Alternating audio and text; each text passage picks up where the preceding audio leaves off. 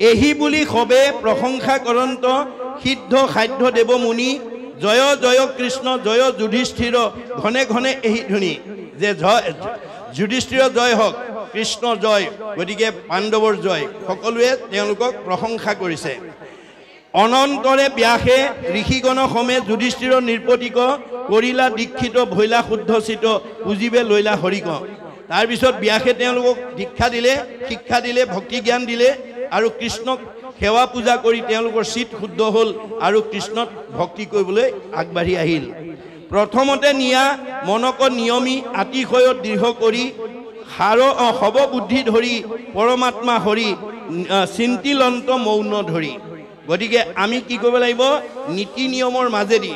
সদাচাৰৰ মাজেদি আমি নিজৰ জীৱন আমাৰ পৰিয়ালটো আগুৱাই নিব লাগিব আমাৰ ভাগৱতত নিয়ম নীতি বান্ধি থোৱা আছে আমাৰ 8 প্ৰকাৰ সদাচাৰৰ কথা উল্লেখ আছে আপোনালোকে কেই প্ৰকাৰ মানিছে আপোনালোকে জানিব কি সদাচাৰ কায়ৰ সদাচাৰ বাক্যৰ সদাচাৰ মনৰ সদাচাৰ গমন সদাচাৰ শৌচ সদাচাৰ অন্ন সদাচাৰ স্নান সদাচাৰ শয়ন সদাচাৰ এই 8 প্ৰকাৰ সদাচাৰ নিয়ম আমাৰ নিজৰ লগতে পৰিয়ালৰ লোকসকলক যদি আমি শিকাব পাৰো আপুনিও বেমাৰ আজাৰৰ পৰা মুক্ত হৈ থাকিব আয়ুষ বৃদ্ধি হ'ব আমাৰ আয়ুষ বঢ়াবও পাৰো আয়ুষ আমি কমাবও পাৰো গতিকে আপোনালোকৰ ঘৰখন বেমাৰ মুক্ত কৰি পৰিয়ালখিনিক ৰাখিবও পাৰে বেমাৰ যুক্তও হ'ব পাৰে গতিকে এই সদাচাৰখিনি এতিয়া পাণ্ডৱে নিয়ম মানি পেলাই তেওঁলোকে ভগৱন্তক সেৱা পূজা কৰাৰ কথাটো ইয়াত উল্লেখ কৰিছে গতিকে সেই নিয়মখিনি কি 1 নম্বৰ কায়ৰ সদাচাৰ আমি ত্ৰাণ দান ৰক্ষণত দেহটো লগাব লাগিব পৰৰ উপকাৰ কমত এই শৰীৰটো লগাব লাগিব আজি এই অনুষ্ঠানটো ভগৱানে কৈছে ময়ে এই 5 দিনীয়া অনুষ্ঠানটো পূৰ্ণাংগ কৰিবৰ কাৰণে আপুনি যদি কায়েৰে অকমান সহায় কৰিছে আপোনাৰ অক্ষয় পুণ্য হৈছে যিমানে কৃষ্ণক দিয়ে সেইহে অক্ষয় ইহাকত নিবাক একো জনে নপৰে আপুনি অকমান সহায় কৰি দিব পৰা শক্তি আছে অথচ আপুনি আগবাঢ়ি আহি কৰা নাই তেতিয়া আপুনি সেই পুণ্যৰ পৰা বঞ্চিত হৈ থাকিব গতিকে কায়ৰ সদাচাৰ বাক্যৰ সদাচাৰ সত্য প্ৰিয় হিত আমি কোৱা কথাবিলাক সঁচা কথা হ'ব লাগে সঁচা কথা কোৱা মানুহে সাহসে কথা কয় আৰু নিৰ্ভীকভাৱে কথা ক'ব পাৰে মিছা কথা কোৱা মানুহ তলমূৰ পৰি থাকে ধৰা পৰাৰ ভয় কৰে গতিকে আপোনালোকৰ পৰিয়ালত বা সমাজত যি সঁচা কথা কয় তালে সবেই দৰ কৰে সকলোৱে সমীহ কৰে গতিকে আমাৰ সদাচাৰৰ ভিতৰত বাক্যৰ সদাচাৰটো আমাৰ থাকিব লাগে অৰ্থাৎ সদায় সঁচা কথা ক'ব লাগে আৰু আনে শুনি ভাল পোৱাকৈ ক'ব লাগে আৰু কি ক'ব লাগিব আনৰ উপকাৰ হোৱাকৈ ক'ব লাগিব আপুনি কোৱা কথাটোৱে যাতে আনৰ অপকাৰ নহয় এই কথা নজনাৰ কাৰণে আমাৰ একেখন গাঁৱৰে ওচৰৰ মানুহ এঘৰৰ এজন মানুহ বা এগৰাকী মানুহে গৈ কাষৰ মানুহৰ ঘৰত চাহ তামোল খাবলৈ গৈ এনেকুৱা কথা লগাই থৈ আহে যে তেওঁ ওলাই অহাৰ পিছতে হয় স্বামী স্ত্ৰীৰ মাজত সন্দেহবশতঃ কাজি লাগিছে নহয় শাহু বোৱাৰীৰ মাজত লাগিছে নহয় ককাই ভাইৰ মাজত লাগিছে নহয় সীমা ঘৰীয়াৰ মাজত লাগিছে আপুনি কৈ অহা কথাৰ কাৰণে যদি কাৰোবাৰ কাজিয়া লাগি অপকাৰ হ'বলগীয়া হয় কৈ অহাজনৰ কি হ'ব আমাৰ বেদে কৈছে পাপায় পৰপীড়নম আপুনি কৈ অহাৰ কাৰণে যদি আনৰ অনিষ্ট হয় কোৱাজনৰ পাপ হ'ব পাপ হোৱাৰ লগে লগে আপোনাৰ দুখ দুৰ্গতি নামি আহিব আৰু আয়ুষ কাটি দিব কথা লগোৱা স্বভাৱ যদি আছে আজি ইয়াতে এৰিব দেই আমাৰ কিছুমান মানুহৰ কথা লগনীয়া কথা লগোৱাৰ স্বভাৱ আছে আপুনি হেতু স্বভাৱ যদি নেৰে আপুনি কেতিয়াও ঈশ্বৰৰ প্ৰিয় হ'ব নোৱাৰে আপোনাৰ জীৱনত কেতিয়াও সুখ শান্তি নহয় গতিকে এই সদাচাৰবিলাক আমি মানিব লাগিব বাক্যৰ সদাচাৰ গমন সদাচাৰ আমাৰ ভৰিকেইটা যাবলৈ দিছে বুলিয়েই আমি য'তে ত'তে গ'লে নহ'ব অগম্যা গমন কৰিব নালাগিব আমাক মানে সীমা বান্ধি দিছে মহাপুৰুষে প্ৰথম স্কন্ধ ভাগৱততে কোনো জাতি জনগোষ্ঠী বা সমাজক লৈ নহয় শংকৰদেৱৰ ভাগৱত ৰচনা কৰিছে বিশ্ব মানৱৰ উপকাৰৰ কাৰণে উবা নৰলোক হৰি ভজি উক ধৰা ইটো উপদেশ এৰা আলজাল জীৱা কটকাল জৰা ভৈল পৰৱেশ গোটেই বিশ্বৰ মানৱক উদ্দেশ্যি আহ্বান জনাইছে যাৰ কাৰণে তেওঁৰ এই আহ্বানত সন্তুষ্ট হৈ মহাত্মা গান্ধীয়ে মন্তব্য দিছে what Shankardev was alone able to do nowadays the whole army of the English knowing people cannot do বিশ্বত এতিয়ালৈকে যিমানবিলাক গুৰু আৱিৰ্ভাৱ হ'ল শংকৰদেৱে যিমান বিশ্ববাসীৰ কাৰণে যিমান অমূল্য অৱদান দিছে আন কোনো গুৰুৱে দিব পৰা নাই আৰু সেইজন শংকৰদেৱ আমাৰ অসম মাতৃৰ বুকুত আৱিৰ্ভাৱ হোৱাৰ কাৰণে অসমবাসীক ভূয়সী প্ৰশংসা কৰিছে মহাত্মা গান্ধীয়ে Assam is indeed fortunate for Shankardev has 5 centuries back given to Assamese people an ideal which is also my ideal of Ram Rajya.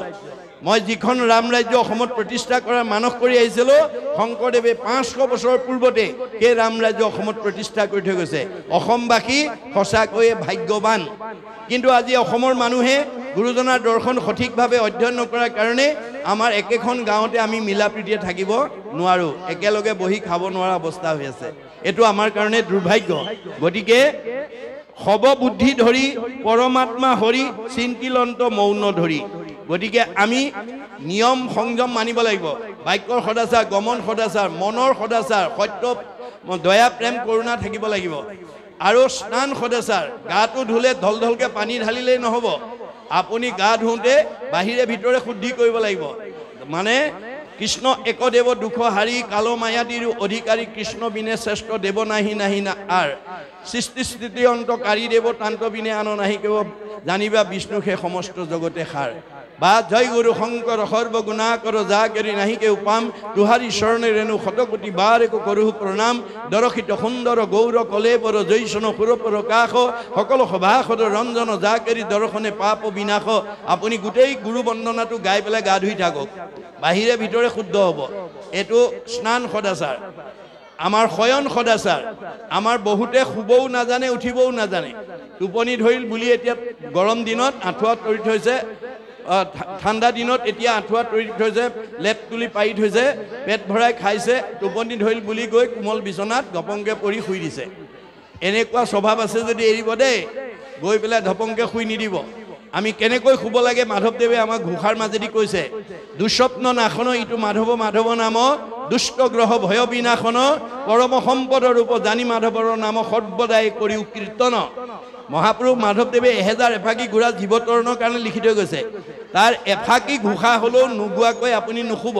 কেতিয়াবা আপোনাৰ পাৰিবাৰিক জীৱন দাম্পত্য জীৱন যুগ্ম জীৱন সাংসাৰিক জীৱন সামাজিক জীৱনৰ কিছুমান প্ৰতিক্ৰিয়া ভাবে এনেকৈ প্ৰভাৱ পেলাই বহুত সময়লৈকে আপোনাৰ টোপনি নাহে ছাতি পুতি লাগি থাকে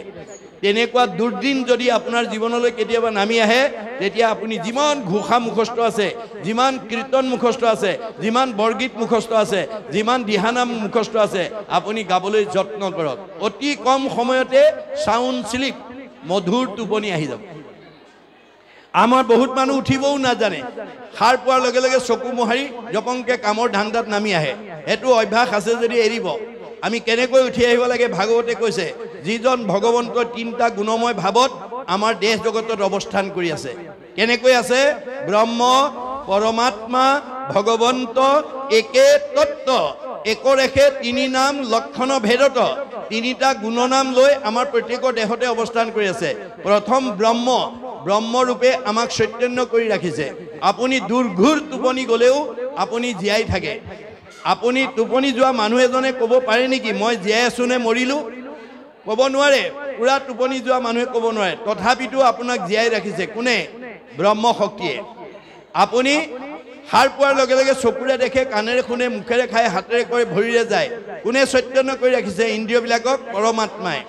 আৰু ভগৱন্ত সৃষ্টি স্থিতি প্ৰলয়ৰ গৰাকী যথা কৰ্ম তথা ফল দিবৰ কাৰণে অৱস্থান কৰি আছে এই কাৰণে অৰ্জুনক কৈছে কৰ্মানি অধিকাৰ অস্তি মা ফল কদাচন হে অৰ্জুন তোমাক কামৰ অধিকাৰহে দিছো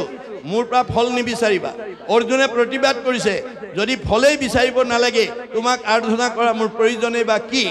তেতিয়া কৃষ্ণই হাঁহি পেলাই উত্তৰ দিছে কৃষ্ণে বোলে শুনাত আৰু হেতু মহাবল নুখুজিলে ঈশ্বৰে আপুনি দেন্ত ফল হে অৰ্জুন তুমি মোৰ পৰা ফল বিচাৰিব নালাগে মই নুখুজাকে দিম নুখুজাকে দিয়া বোলে হয় প্ৰমাণ যেন আতি শিশুচু অভক্ষ নুখুজয় তথাপিতো স্নেহে থাকি মাতৃস্তন দে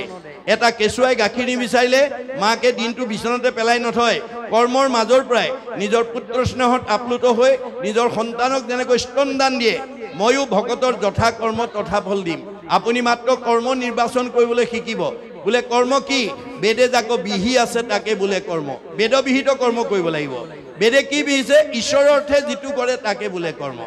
আজি আপোনালোকে 5 দিনীয়া কাৰ্যসূচীৰে ভাগৱত শুনাই অকল আপোনালোকৰ এই গাঁওখনকে আপোনালোকে উদ্ধাৰ কৰা নাই মাদুৰী মল গাঁওকে আপোনালোকে উদ্ধাৰ কৰা নাই মলা গাঁৱেই নহয় এই মাইক্ৰফোনৰ শব্দ ধ্বনি ভাগৱতৰ প্ৰতিধ্বনি কিমান দূৰলৈকে গৈছে একজনে যদি নাম ওচৰৈ শুনে মানে পাপ সবাৰো হৰৈ মানুহটো দূৰৰ কথা মোৰ ভক্ত জৈত্য থাকে উদাৰ চৰিত্ৰ কীট পতংগ কুশিটো কৰে পবিত্ৰ আজি আপোনালোকৰ মাদুৰী মলা গাঁৱৰ ৰাইজে 5 দিনীয়া কাৰ্যসূচীৰে ভাগৱত ব্যাখ্যা অনুষ্ঠান অনুষ্ঠিত কৰি বিশ্বৰ ব্ৰহ্মাণ্ডৰ প্ৰদূষণ বায়ু সংশোধন কৰিছে আৰু জীৱ জগতকো আপোনালোকে উদ্ধাৰ কৰিছে গতিকে আপোনালোকৰ সমাজে এনে পৰহিতকৰ বা জনহিতকৰ কাম কৰাৰ কাৰণে আপোনালোকৰ কি হ'ব পৰোপকাৰায় পুণ্যম আপোনালোকৰ গাঁওবাসীৰ পুণ্য অৰ্জন হ'ব মনত ৰাখিব গতিকে আমি এই কৰ্মবিলাকলৈ আমি কি কৰিব লাগিব ভাগৱতৰ আদৰ্শৰে আগবাঢ়ি আহিব লাগিব গতিকে ইমানবিলাক আত্মাক এই 5 দিন ঈশ্বৰৰ কথা শুনাই জন্ম জন্মান্তৰ কাৰণে পুণ্য অৰ্জন কৰাৰ সুবিধা দি দিলে যদি আপোনালোকে 5 দিনীয়া কাৰ্যসূচীৰে এই ভাগৱত পাঠ ব্যাখ্যা নাপাতিলে হেতেন আজি এই গধূলা আহি ইমান মানুহ বহি নাথাকিলেহেঁতেন নিজৰ নিজৰ কামত ব্যস্ত হৈ থাকিলেহেঁতেন আজি ইমানবিলাক আত্মাক আনি কৃষ্ণ কথা শুনাই জন্ম জন্মান্তৰ কাৰণে পুণ্য সঞ্চয় কৰাৰ সৌভাগ্য আনি দিলে তাৰ কাৰণে গোটেই গাঁওবাসীৰ কি হ'ব পৰোপকাৰায় পুণ্যম এই কথা আমাক ভাগৱতে কৈ আছে তাৰপিছত কৈছে চতুৰ্ভুজৰ ৰূপ হৃদয়তে চিন্তি মণ্ডল মধ্যে থাপিল কৰি আবাহন দিলন্ত আসন পাছে পাদ্য নিবেদিল গতিকে আমাৰ ভগৱন্তক চতুৰ্ভুজ ৰূপ হৃদয়ত চিন্তা কৰি পাদ্য অঘলৈ তেওঁ আসনত বহি তেওঁক চিন্তা কৰিছে দেহ মন প্ৰাণ কৰি সাৱধান অৰ্পিলন্ত নিষ্ঠ কৰি আমি সদায় ঈশ্বৰত অৰ্পণ কৰি কৰ্ম কৰিব লাগে আমাৰ সেইকাৰণে অন্ন সদাচাৰটো আমাৰ আইসকলৰ কাৰণে বিশেষ প্ৰয়োজন আমাৰ বিবাহিত আইসকলক বিয়া দিনাখনেই আমাৰ বেদৰ মতে 7টা প্ৰতিজ্ঞা কৰায় তাৰ প্ৰথম প্ৰতিজ্ঞাটো কিহৰ ওপৰত কৰায় অন্ন লাভৰ কাৰণে তুমি প্ৰথম খোজ আগবঢ়োৱা তেতিয়া আইগৰাকীয়ে কয় আজিৰ পৰা ধন ধান অন্ন ব্যঞ্জন আদি মোৰ অধীন হ'ব সেই অৰ্থে মই প্ৰথম খোজ আগবঢ়াইছোঁ এই বুলি সোঁ ভৰিটো আগলৈ দি মানে উত্তৰ ফালে এখোজ আগবঢ়াই দিয়ে ইয়াৰ তাৎপৰ্যটো কিয়ৰ কাৰণে 7টা প্ৰতিজ্ঞাৰ ভিতৰত অন্নৰ ওপৰত কিয় প্ৰাধান্য দিলে যে আইগৰাকীয়ে বিবাহিত আইগৰাকীয়ে ৰন্ধন কৰি দিয়া অন্ন ঘৰৰ পৰিয়ালে খোৱাৰ লগে লগে প্ৰত্যেক পৰিয়ালৰ দেহত 7 ধাতু সৃষ্টি হয় মনত ৰাখিব অন্ন খালে ৰস ৰসৰ পৰা তেজ তেজৰ পৰা মাংস মাংসৰ পৰা মেদ মেদৰ পৰা হাড় হাড়ৰ পৰা মজ্জা মজ্জাৰ পৰা শুক্ৰ শুক্ৰৰ পৰা সতি সন্তান জন্ম হ'ব ব্ৰহ্ম শুদ্ধ অন্ন শুদ্ধ হ'লে ব্ৰহ্ম শুদ্ধ হ'ব ব্ৰহ্ম শুদ্ধ হ'লে মানে সতি সন্তান শুদ্ধ হ'ব এতিয়া আমাৰ আইসকলে কেনেকৈ শুদ্ধ ব্ৰহ্ম তৈয়াৰ কৰিব আমাৰ গীতা ভাগৱত কৈছে সবে কৃষ্ণত পৰ জানিবা নিশ্চয় অৰ্পণা নভৈলে কিছু ফল নধৰয়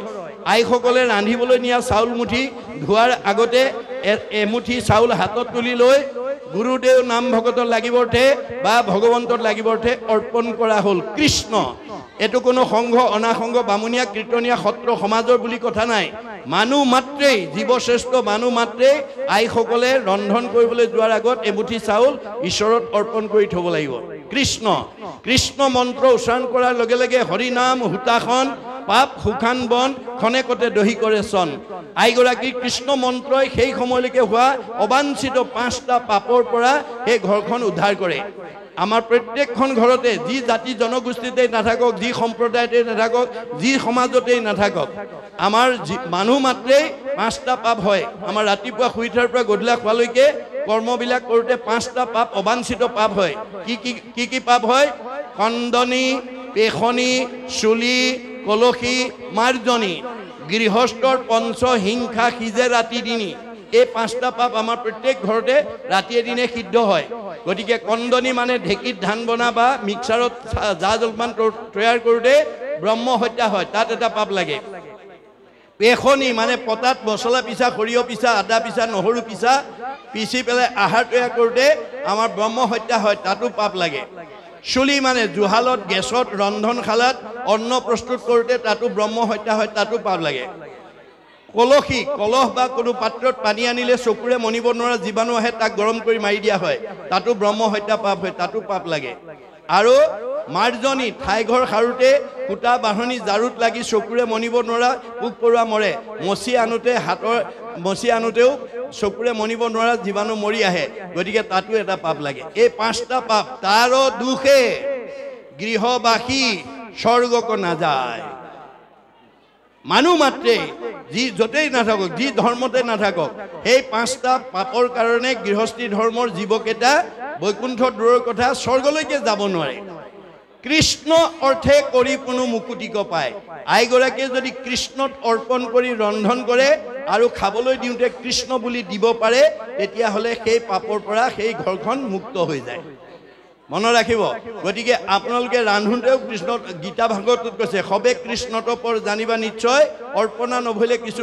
ফল নধৰে। জলপুষ্প ফলমূল খাদ্য দ্ৰব্য যত অন্ন আদি কৰি সবে অৰ্পিব কৃষ্ণত।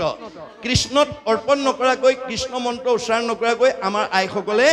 অন্ন ৰান্ধিব নালাগে। মনত ৰাখিব কথাটো। আৰু এনেকৈ এমুঠি এমুঠি থওঁতে এমাহত টেকেলিটো ভৰিলে আপুনি বেচি পেলাই হয় নিজৰ ঘৰৰ কিবা পবিত্ৰ কামত লগাব, নহয় নামঘৰ বা সত্ৰ অনুষ্ঠানলৈ আপুনি দান দিব পাৰিব, তেতিয়াও আপোনাৰ পুণ্য হ'ব। গতিকে আপোনাৰ এইটো কৰিব। তাৰপিছত খাবলৈ দিওঁতেও কৃষ্ণ মন্ত্ৰ উচ্চাৰণ কৰি দিব লাগে। আমাৰ বেদৰ মতে, ভগৱানৰ মতে যে আপোনাৰ আইসকলে যিকোনো চাহ জলপান মানে অন্ন আদি দিওঁতে কৃষ্ণ খাওক বুলি ক'ব লাগে। কৃষ্ণ শব্দটো উচ্চাৰণ কৰাৰ লগে লগে 5টা পাপৰ পৰা সেই অন্নটো প্ৰদূষণ মুক্ত হৈ যায়। গতিকে কৃষ্ণ বুলি নিদিলে কি হয়? কৃষ্ণ মন্ত্ৰ হীন দ্ৰব্য মতিত আৰু দুষ্টা, অন্ন জল সুৰাত আৰু কুকুৰৰ বিষ্ঠা। কৃষ্ণ বুলি উচ্চাৰণ নকৰাকৈ দিয়া দ্ৰব্য কুকুৰৰ বিষ্ঠা তুল্য অপবিত্ৰ বুলি কৈছে। কুকুৰৰ বিষ্ঠাৰ লগত কিয় তুলনা কৰিলে? গৰুৰ গোবৰো গোবৰুৱাই খায়, কিন্তু কুকুৰৰ বিষ্ঠা একোৱেই নাখায়। গতিকে আইসকলে আমাৰ ঘৰখনৰ পৰিয়ালক উদ্ধাৰ কৰিব লাগিব। কেনেকৈ? কৃষ্ণ সংস্কৃতিৰ অৱলম্বনৰ দ্বাৰা। আৰু অৰ্জুনক কৈছে, যিখন গৃহস্থীৰ আইসকলৰ গাত 7টা সদ্গুণ থাকিব, আইসকলৰ গাত 7টা সদ্গুণ থাকিব লাগে। আপোনালোকৰ ইয়াত বহি থকা কাৰোবাৰ যদি 7টা আছে, ভাগ্যৱান তিৰোতা মহিলা। গতিকে কাৰোবাৰ যদি কমি আছে পুৰাই ল'ব, মই কৈ থৈ যাওঁ দেই। কৃষ্ণই অৰ্জুনক কৈছে, অৰ্জুন, যিসকল আইৰ গাত 7টা সদ্গুণ থাকিব, তেওঁ নিজে উদ্ধাৰ হ'বই, পৰিয়ালক উদ্ধাৰ কৰিব, সমাজক উদ্ধাৰ কৰিব, পৰিৱেশটো উন্নত কৰি নিজক প্ৰতিষ্ঠা কৰিব। এতিয়া কি কি 7 গুণ? 7টা গুণ। 1 নম্বৰ কীৰ্তি, চিৰি, বাকৈশ্য, নাৰীনাং, ধীতি, মেধা, ক্ষমা, স্মৃতি। এই 7টা মনত ৰাখিব দেই। কীৰ্তি মানে আইসকলৰ কামবিলাক আনে দেখিলে প্ৰশংসা কৰাৰ দৰে হ'ব লাগে। নিট এণ্ড ক্লিন, ডিচিপ্লিন, একদম নিয়মানুৱৰ্তিতা ৰক্ষা কৰি ধুনীয়াকৈ কামবিলাক কৰিব লাগে। আমাৰ আইসকলৰ সেইটো গুণ থাকিব লাগে। কীৰ্তি। চিৰি, নিজেও ধুনীয়া হৈ থাকিব লাগে, পৰিয়ালকো সুন্দৰ কৰি ৰাখিব লাগে, স্বামীকো সুন্দৰ কৰি ৰাখিব লাগে, ল'ৰা ছোৱালীয়ে যাতে অখাদ্য খাই পেলাই যাতে সোনকালে আমাৰ মাজৰ পৰা যাব লগা নহয়, তাৰ প্ৰতি দৃষ্টি ৰাখিব লাগে। চিৰি।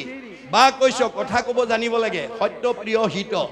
আজি বহুতে কথা ক'ব নজনাৰ কাৰণে বহুত বোৱাৰীক শাহুৱেকে বেয়া পায়, বহুত শাহুৱেকক বোৱাৰীয়েকে বেয়া পায়। কিয়? কথা ক'ব নজনাৰ কাৰণে।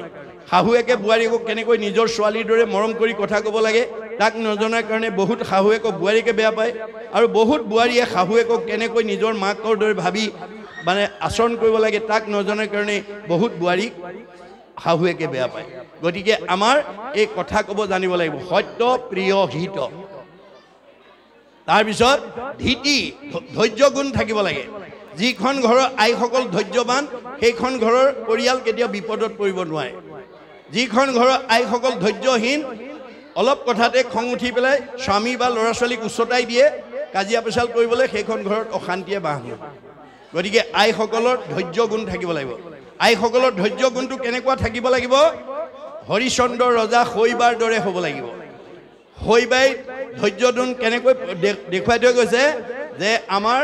হৰিচন্দ্ৰ ৰজাই ভাৰ্যাৰ লগত কোনো আলোচনা নকৰাকৈ সত্যত বন্দী হৈ মানে বিশ্বামিত্ৰক ৰাজ্য ধন চব দি দিলে। অৱশেষত দক্ষিণা দিবলৈ পইচা নাই। ঋষিৰ ওচৰত এমাহ সময় ল'লে, ঋষিবৰ মোক এমাহ সময় দিয়া, মই তোমাৰ দক্ষিণাটো সংগ্ৰহ কৰি দিম। যোৱা, তোমাক এমাহ সময় দিছোঁ।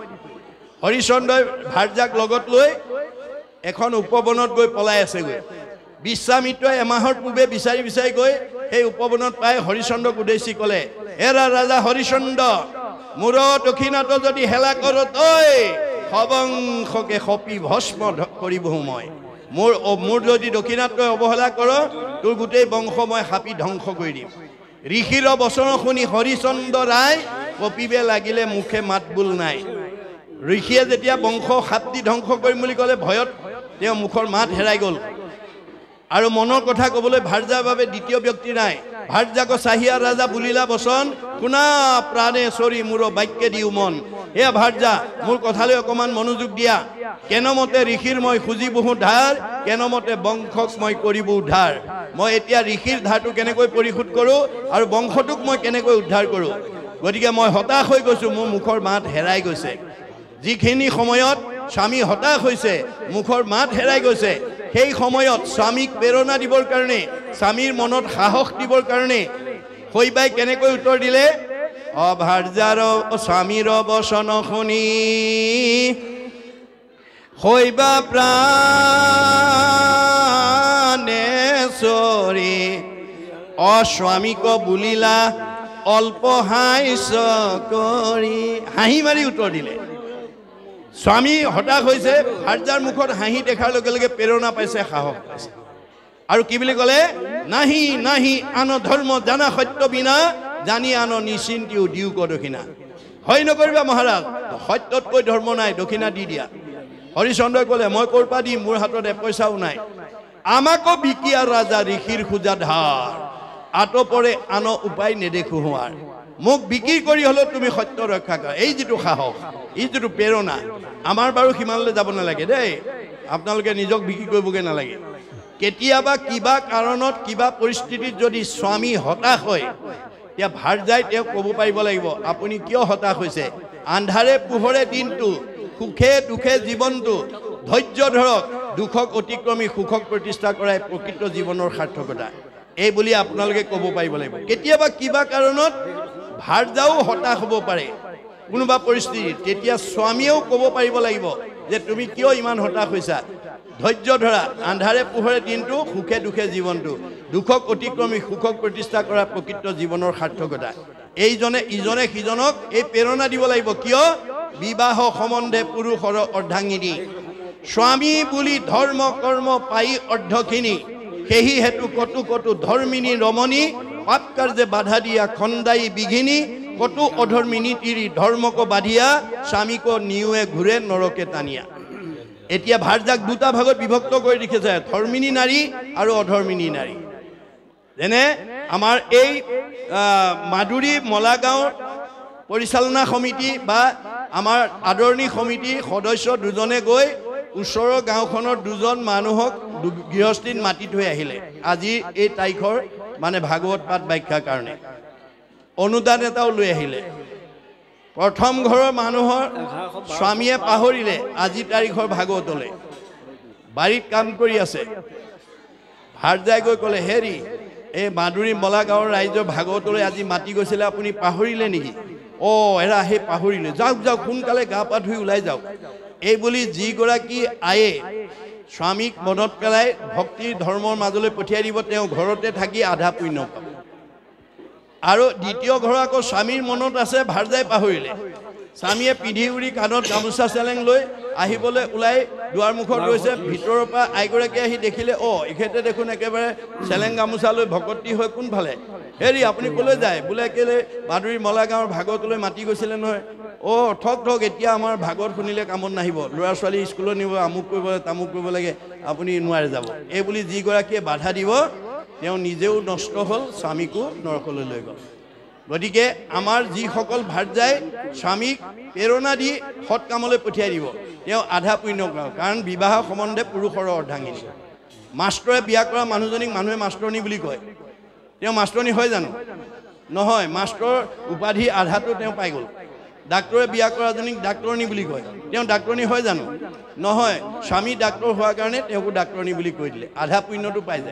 আধা পাই যায় গতিকে বেয়া কাম কৰিলেও কাৰ ভাৰ্যা কাৰ স্বামী দুইজনৰ নাম সাঙুৰ খাই থাকে সেইকাৰণে আমি ইজনে সিজনক যাতে বিপদমুক্ত কৰি ৰখাৰ আমাৰ ব্যৱস্থাটো আমাৰ শাস্ত্ৰই দিছে যাৰ কাৰণে সিদিনা গুৰুজনাৰ দিনত অসমৰ এগৰাকী মহিয়সী নাৰীয়ে এই কথা কৈ পেলাই গুৰুজনৰ ওচৰত অলৌকিকক লৌকিক কৰি অবাস্তৱক বাস্তৱ কৰি জগতলৈ খ্যাতি এৰি থৈ গৈছে কোনে ৰাধিকা সতীয়ে গুৰুজনৰ ওচৰত কি বুলি কৈছিল গুৰুদেৱ মোৰ সতীত্ব গুণৰ অন্যতম বৈশিষ্ট্য যদি স্বামী বন্ধ কৰ্ম কৰে চৰণ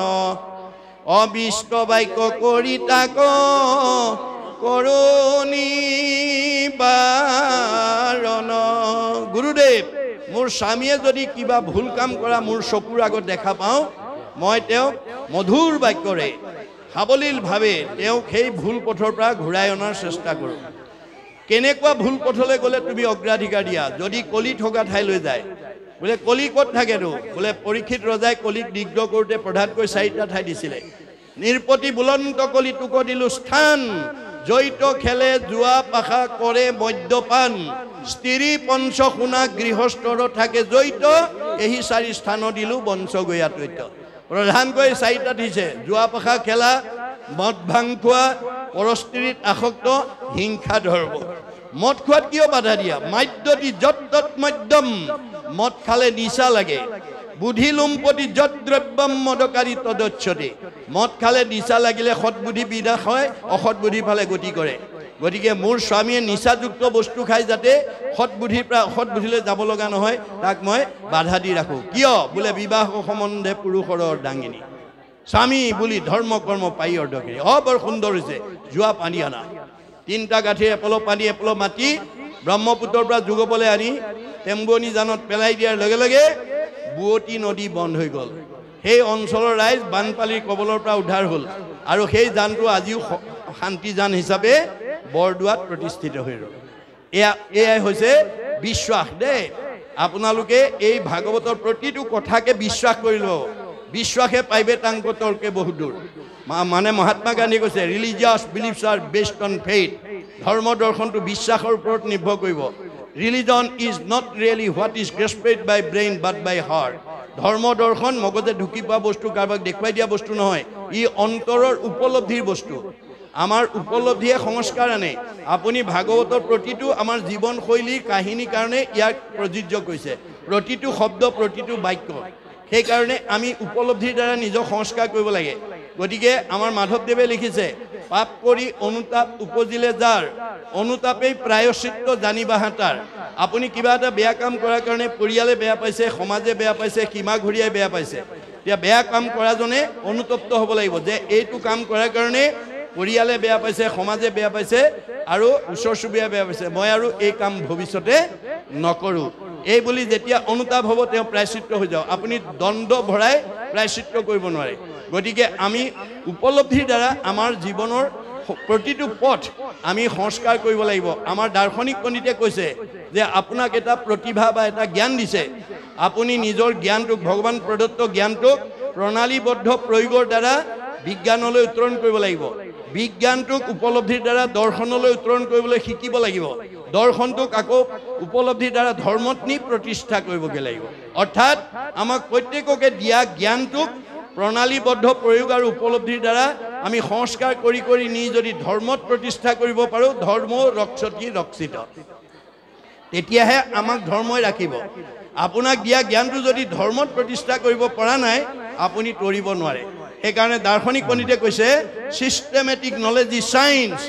realise science is philosophy, realise philosophy is religion, religion is the highest sense of philosophy. প্ৰণালীবদ্ধ জ্ঞানক বিজ্ঞান বুলি কৈছে। বিজ্ঞানটোক যেতিয়া উপলব্ধি কৰিব দৰ্শন, দৰ্শনটোক যেতিয়া উপলব্ধি কৰিব ধৰ্ম, ধৰ্মতকৈ আৰু শ্ৰেষ্ঠ দৰ্শন দ্বিতীয় নাই। শংকৰদেৱে এটা বাক্যত বুজাই দিছে, যতেক দেখা খোজা সমুদায়, হস্তিৰ খোজত সবে লুকাই, এহিমতে যত বিশ্ব সমস্ত, কৃষ্ণতে জানা সবে যাই অষ্ট।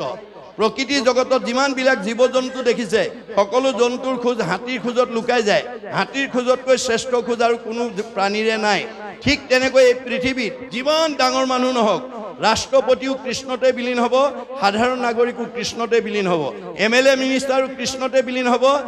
ঠেলাৱালা ৰিক্সাৱালাও কৃষ্ণতে বিলীন হ'ব। আপোনালোকৰ এই মাদুৰী গাঁৱৰ ধনী মানুহজনো কৃষ্ণতে বিলীন হ'ব, দুখীয়া মানুহজনো কৃষ্ণতে বিলীন হ'ব। কৃষ্ণৰ ব্যতিৰেকে আৰু দ্বিতীয় নাই। সেইকাৰণে শংকৰদেৱে কৈছে, কৃষ্ণক পূজিলে পূজা সমস্তৰে হয়, পৃথকে পূজিলে পূজা কেহু নলয়। আমি যাতে কৃষ্ণক আমি ৰাখিব পাৰোঁ, তাৰ কাৰণে গুৰুত্ব দিব লাগিব। যিটোজনে যায় হৰি নাম সেবী, পাছত ফুৰে যত দেৱ দেৱী, যতেক তীৰ্থে তাক স্তুতি কৰৈ, তাৰ বায়ু পাপ সমস্ত হৰৈ। আমি কৃষ্ণৰ নাম লৈ যোৱাৰ লগে লগে কৃষ্ণ আমাৰ পিছত যাব কৃষ্ণ পিছত যোৱাৰ লগে লগে বাকি আজ্ঞাবাহী 33 কোটি দেৱতা ব্ৰহ্মাকে প্ৰমুখ্য কৰি সব দেৱতা তাৰ পিছত যাব আৰু সেইজনক দেখি যদি কোনবাই বাৰাণ্ডা পৰা কয় কৃষ্ণ বাপজন আজ্ঞা ৰাখি গৈছে বিষ্ণু বৈষ্ণৱক দেখি কৰৈ নমস্কাৰ হৰৈ কোটি জনমৰ পাতকতাহাৰ কোটি জন্মৰ পাপ নাইকিয়া হৈ যাব ইমান মাহাত্ম্য আছে এটো ভাৱৰ ওপৰত নিৰ্ভৰ কৰে কাছৰ দৰে ভাৱনা হ'ব লাগে কাছৰ ভাৱনা কি বালিত কণী পাৰে পানীত উমনি দিয়ে বালিত কণী পাৰি পানীত উমনি দি ভাৱৰ দ্বাৰা বালিত কণী ফুটাই দিয়ে যেহেন কচ্ছপে তৰে ডিম্ব পাৰি জল মাজে ফুকাৰয় সেইমতে সন্তে বিষয়তে থাকি সদায়ে মুকচিন্তয় সন্ত মহন্ত ভক্ত গুণবিশিষ্ট সকলে ভগৱানে দিয়া ধন টকা পইচা গাড়ী মটৰ পকা ঘৰ দুৱাৰ মাজতে থাকে কিন্তু লগত নিব নোৱাৰা বিনাশী সম্পদৰ মোহে আজিৰ দৰে ভক্তি পথলৈ অহাৰ পৰা এই সকলক বঞ্চিত কৰি ৰাখিব নোৱাৰে গতিকে সন্ত মহন্ত ভক্ত বৈষ্ণৱ গুণসম্পন্ন ব্যক্তিয়ে মানে বিষয় সংসাৰতে থাকে পদুম ফুলৰ দৰে থাকে পদুম ফুল বুকা পানীতে জন্ম হয় কিন্তু তাৰ পৰা নিলিপ্ত হৈ থাকে এই কাৰণে আমাৰ বেদে কৈছে ব্ৰহ্মণা ধ্যায় কৰ্মাণি সংগং ত্যক্তে কৰোতি যশ লিপ্ততে নশ পাশুন পদ্ম পত্ৰম মিমাম ভাস পদুম ফুলৰ ভাৱনাৰে আমি গৃহস্থ আমাৰ সন্ত মহন্ত বা গাৰ্হস্থ জন্মত আমি জীৱন নিৰ্বাহ কৰিব লাগে যেনেকৈ পদুম ফুল পানী বুকাত থাকিও নিলিপ্ত হৈ থাকে আমি বিষয় সংসাৰতে থাকিও আমি যাতে মুক্তি ল'ব পাৰোঁ কাৰণ আমি ঈশ্বৰক ধ্যান কৰি ঈশ্বৰক চিন্তা কৰি কৰ্মবিলাক কৰি যাব লাগে বাসনা শূন্যভাৱে তেতিয়াহ'লে আমাৰ গতি পাব এই তথ্য আমাক দিছে তাৰ পিছত কৈছে যে অৰ্ঘ আচমন স্নান মধুৰ পৰ্ক অৰ্পিলন্ত ভক্তিভাৱে যজ্ঞ সূত্ৰ পিত ত্ৰিপট বসন নিবেদিলা কৃষ্ণ পাৱে গতিকে পাদ্য অৰ্ঘ আমি এয়া যজ্ঞ আমাৰ মই আৰম্ভণিতে কৈছোঁ এইটো 5 দিনীয়া যজ্ঞ ভাগৱত যজ্ঞ ভক্তি যজ্ঞ নাম যজ্ঞ ইয়ালৈ অহা ভকতসকলক বা আমাৰ গৃহস্থী ঘৰত অনুষ্ঠান পাতিলে তালৈ অহা ভকতসকলক আমি পাদ্য অৰ্ঘ পাদ্য মানে ভৰি ধোৱা পানী অৰ্ঘ মানে মুখ ধোৱা পানী অৰ্থাৎ আমি ভকতক ভৰি ধোৱা পানীয়ে মুখ ধুবলৈ দিব নালাগে মুখ দিয়া পানীটোৰ পাত্ৰ এটা বেলেগকৈ ৰাখিব লাগে গতিকে আমি নজনাৰ কাৰণে বহুত ঠাইত ভৰি ধোৱা পানীয়ে ভকতক মুখ ধুবলৈ দিয়ে সেইটো আমাৰ সংস্কাৰ কৰিব লাগে বেদৰ মতে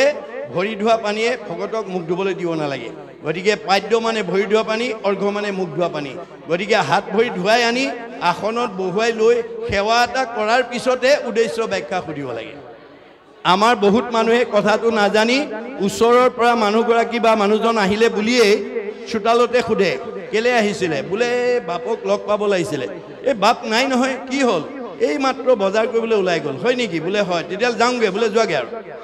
সেইটো স্বভাৱ যদি আছে এৰিব দেই মানে ভকতৰ ওচৰ ডাঙৰ আঁতৰ নাই দেহৰহে ওচৰ আঁতৰ আছে আত্মাৰ নাই আপুনি কাষৰ মানুহঘৰ যদি মানুহজন বা মানুহগৰাকী আহিলেও যদি কঠখনত বহুৱাই ধূপ এডাল জ্বলাই সেৱা এটা কৰি ল'ৰা ছোৱালীক সেৱা এটা কৰাই তেওঁ ক'ব অ' হৰি অ' ৰাম আৰু বহুত 10 মাইল আঁতৰৰ ভকতজনক আনি বহুৱাই পেলাই সেৱা ল'লেও তেওঁ ক'ব অ' হৰি অ' ৰাম অ' হৰি হৰতি পাপ ইতি হৰি মানে এই ঘৰখনৰ পাপবিলাক হৰণ কৰি লৈ যোৱা অ' ৰাম ৰাম নামত ৰমন কৰি চৈতন্য কৰি ৰাখা জীয়া মানুহ কৰি ৰাখা আমাৰ বহুত মৰা মানুহ আছে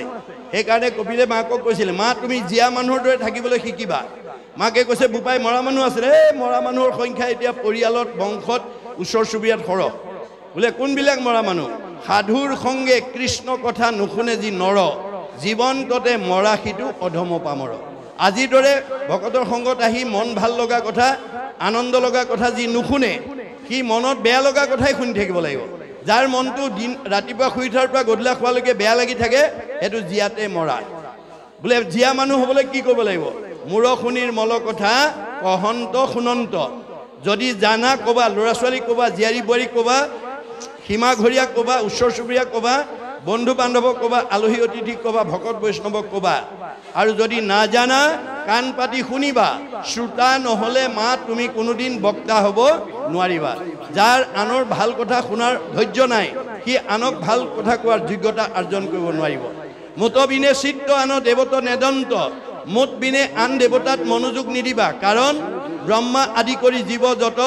ৰাম ৰাম ৰাম ৰাম ৰাম মায়া সজ্জা মাজে আশ্ৰয় ঘুমতি যায় আপুনি মইনো কোন সৃষ্টিকৰ্তা ব্ৰহ্মা সংহাৰকৰ্তা শিৱ পালন কৰা বিষ্ণুকে প্ৰমুখ্য কৰি ৩৩ কোটি দেৱতা ভগৱানৰ মায়াত বন্দী হৈ আছে তেওঁলোক নিজে আন্ধাৰত আছে আন্ধাৰত থকা দেৱতাৰ আশ্ৰয় ল'লে আমি পোহৰ পাব নোৱাৰোঁ আন্ধাৰত বহি থকা মানুহ এজনৰ কাষত বহিলে আমি পোহৰ নাপাওঁ ক'ত বহিব লাগিব যে মাং প্ৰপদন্তে মায়া মেতাম তৰন্তিতে মই পোহৰ মোৰ কাষত যেতিয়ালৈকে আশ্ৰয় নল'ব শৰণ নল'ব তেতিয়ালৈকে তেওঁ অজ্ঞান আন্ধাৰতে বাস কৰিব লাগিব